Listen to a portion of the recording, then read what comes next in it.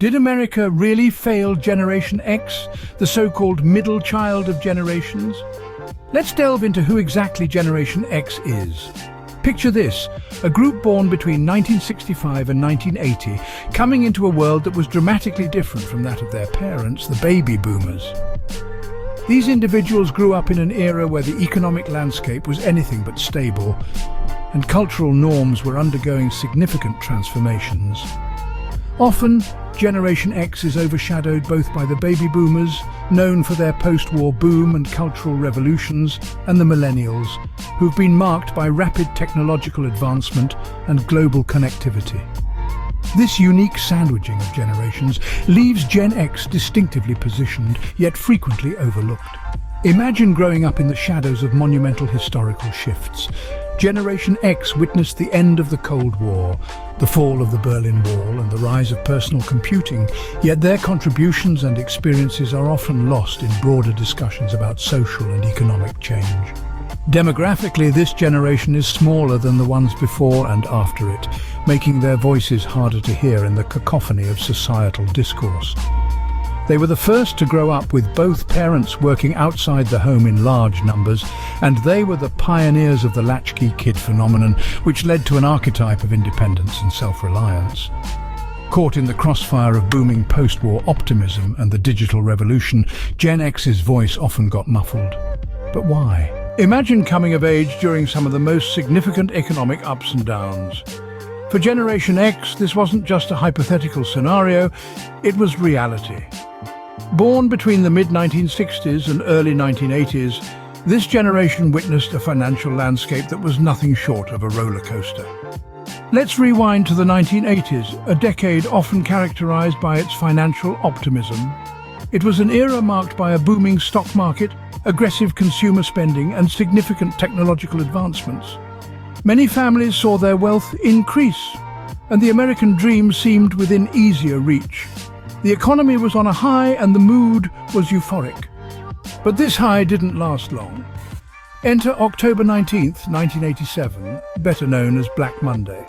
The stock market crashed, wiping out enormous amounts of value in a single day. This wasn't just a minor setback, it was the largest one-day percentage decline in stock market history. Imagine the shock and the chaos. Pensions, savings, investments all tumbling down. Following the crash, the early 90s brought with them a recession that further tested the mettle of Generation X. Unemployment rates soared, reaching as high as 7.8% by June 1992. Companies downsized and job security became a relic of the past.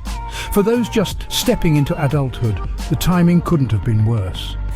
They were greeted not by opportunities, but by financial instability and uncertainty. These experiences were formative. They shaped Generation X's attitudes towards money, jobs, and security.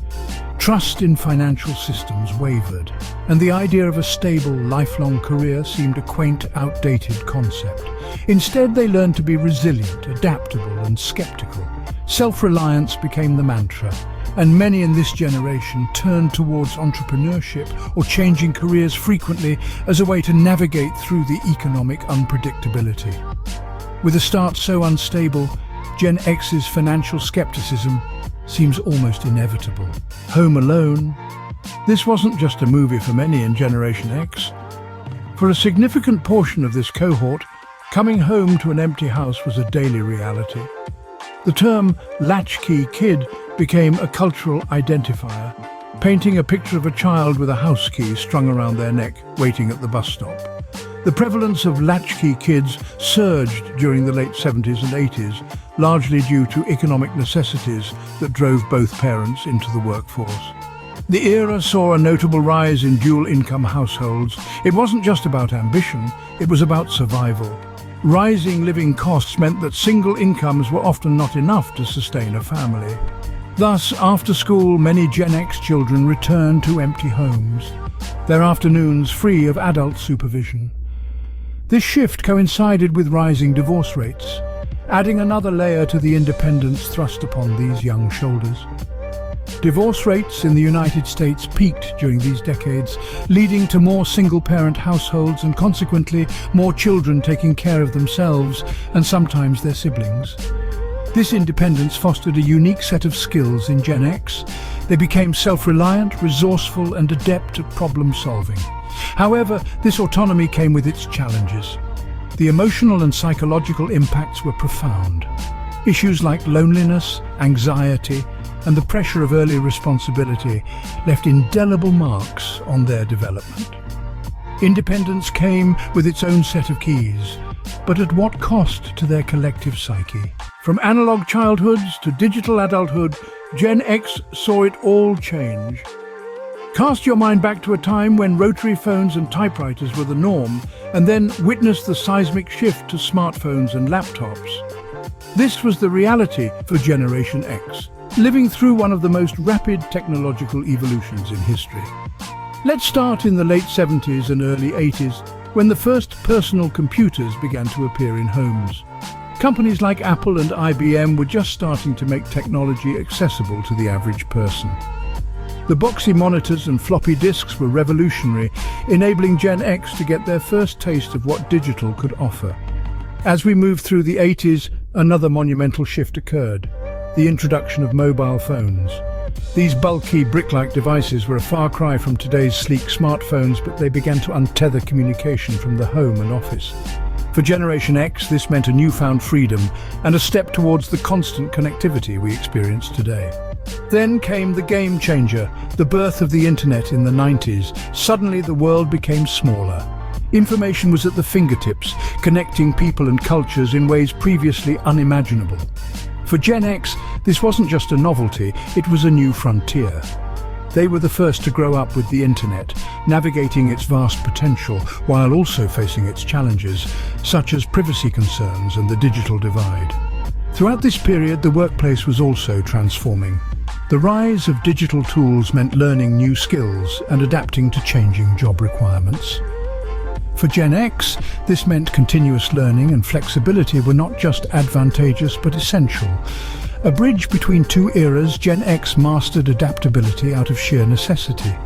They didn't just witness the technological tidal wave, they learned to surf it, embodying resilience and flexibility in the face of constant change.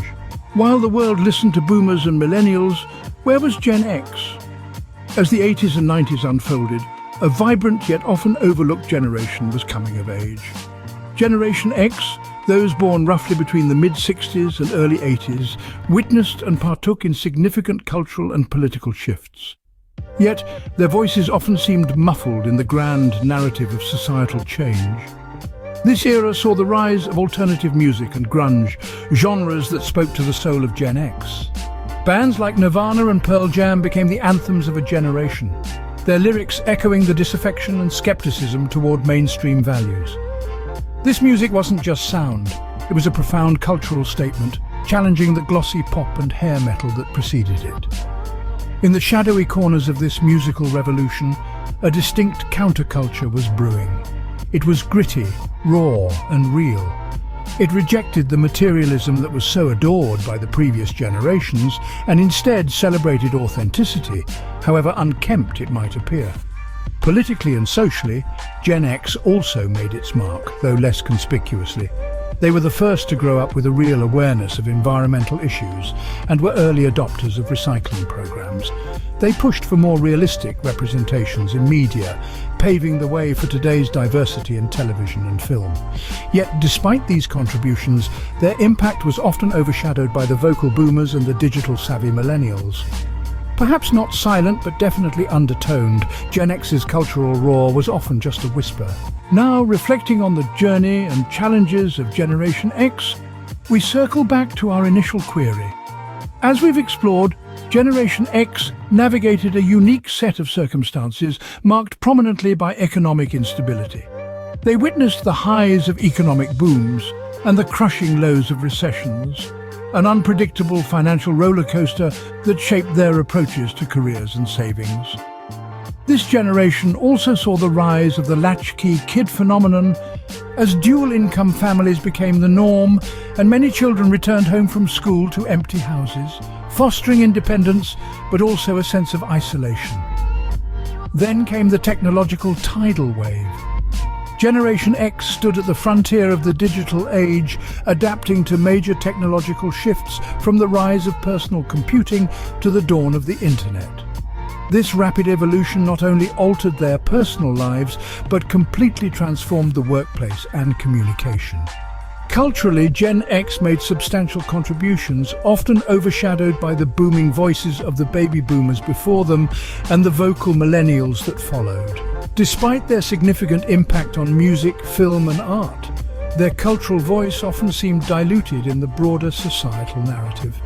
Reflecting on these points, the notion of failure becomes complex. Was Generation X truly failed by America? Or did they simply adapt to the hand they were dealt with remarkable resilience and flexibility? Their journey suggests a story not just of challenges, but also of significant adaptability and quiet strength under unrecognized pressure. Maybe America didn't fail Generation X, perhaps it just never really understood them.